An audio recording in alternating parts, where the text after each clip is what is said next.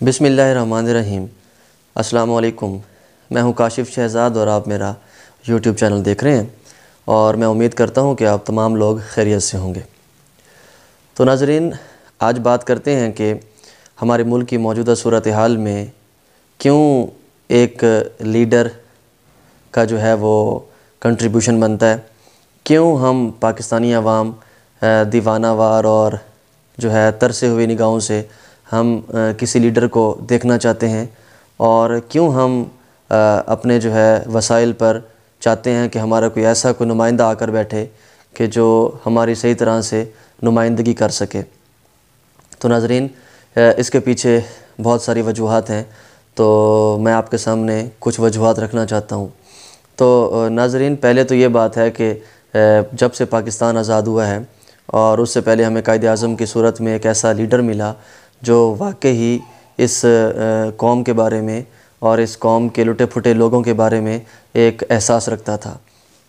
اس کے بعد انفارچونیٹلی ہمارے ملک کی کچھ صورتحال ایسی ہوئی، ہمارے ملک کی جو ہے سیاسی انوائرمنٹ، یا اس کو اوورآل انوائرمنٹ کو لے لیا جائے، تو ایسا کریٹ کر دیا گیا کہ ہمیں آج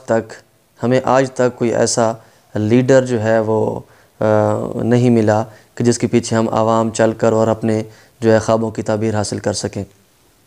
تھوڑی سی میں تاریخ پر نگاہ ڈالتا ہوں کہ 47 کے بعد ہمیں قائد اعظم نے صرف 1 سال سرو کیا، اور وہ 1 سال بھی دنیا جانتی ہے اور ہم سب جانتے ہیں کہ وہ ہم سب پر آج تک کے لیے بھاری ہے کہ انہوں نے وہ 1 سال کس طریقے سے اپنے ملک و ملت کے لیے وقف کر دیا تھا، اور صحت کی جو ہے اس کے باوجود، صحت میں کمی کے باوجود اپنی نوجوان نسل کے لیے اور اپنے ملک کے فیوچر کے لیے وہ دن رات کام کرتے رہے۔ اس کے بعد لیاقت علی خان صاحب تھے، اور لیاقت علی خان صاحب بھی ایک لائل لیڈر تھے جو کہ آگے بڑھ کر پاکستان کو سنبھالنا چاہتے تھے، لیکن ان کے ساتھ کیا ہوا اور کیا سچویشن ان کے ساتھ جو ہے پیدا کی گئی، کریٹ کی گئی، تو اس کے پیچھے بہت سارے محرکات اور موٹیوز کار فرما ہیں۔ تو نوجوان نسل اور یوتھ ہونے کے ناطے آپ کو اس ہسٹری تک پہنچنا چاہیے کہ لیاقت علی خان صاحب کو جو ہے کس طریقے سے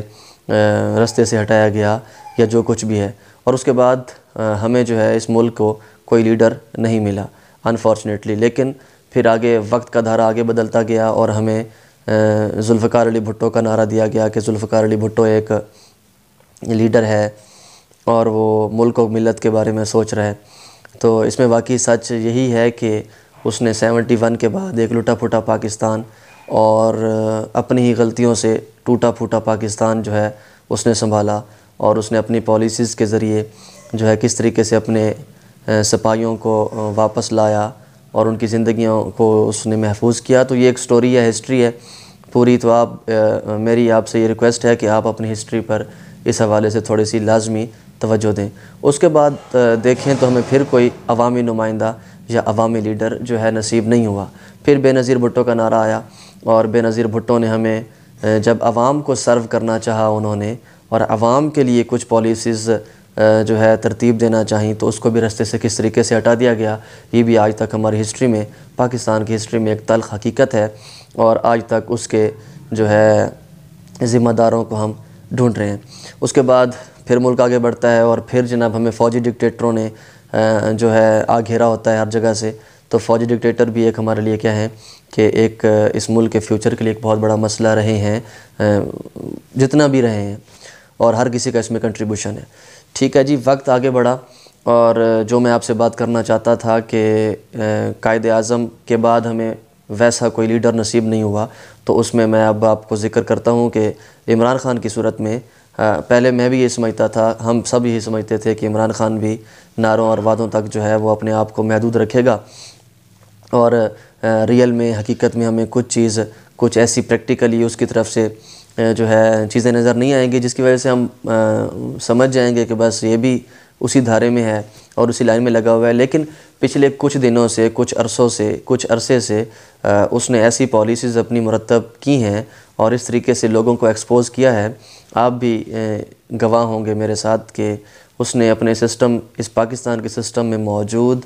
A to Z ہر ایک طبقے کو کس طریقے سے ایکسپوز کیا ہے، اور سٹل ایکسپوز وہ کر رہا ہے۔ تو میرا تو یہی کمپیریزن ہے کہ قائد اعظم رحمۃ اللہ علیہ کے بعد، جناح کے بعد ہمیں اگر کوئی ایک مخلص لیڈر ملا ہے تو میرے خیال میں وہ علامہ اقبال اور قائد اعظم کے بعد جو ہے وہ عمران خان ہے۔ عمران خان کیوں ایک مخلص لیڈر ہے؟ کیونکہ عمران خان نے بہت سارے ڈیسیجن ایسے لیے ہیں کہ جن کی وجہ سے ہم کہہ سکتے ہیں کہ وہ جو ہے عوام کا نمائندہ ہے، اور اسپیشلی غریب عوام کا نمائندہ ہے۔ تو دوستو، میری آپ سے یہی ریکویسٹ ہے، میں اپنے نوجوان نسل سے مخاطب ہوں کہ آپ ضرور ہسٹری پر توجہ ڈالیں، آپ ضرور تاریخ کے بارے میں جانیں کہ پاکستان کی تاریخ کیا تھی۔ آپ کسی کی باتوں پر عمل نہ کریں، اور اگر آپ ابھی نہیں اٹھیں گے، آپ ابھی اس ملک کے بارے میں نہیں سوچیں گے تو یقین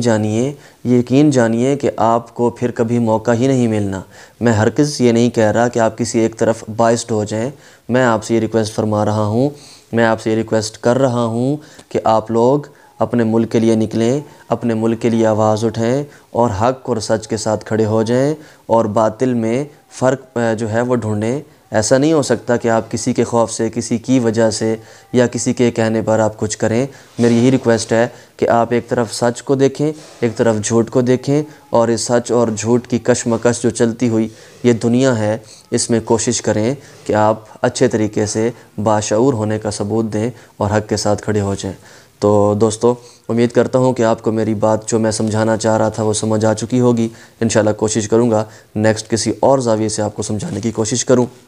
والسلام، اللہ حافظ۔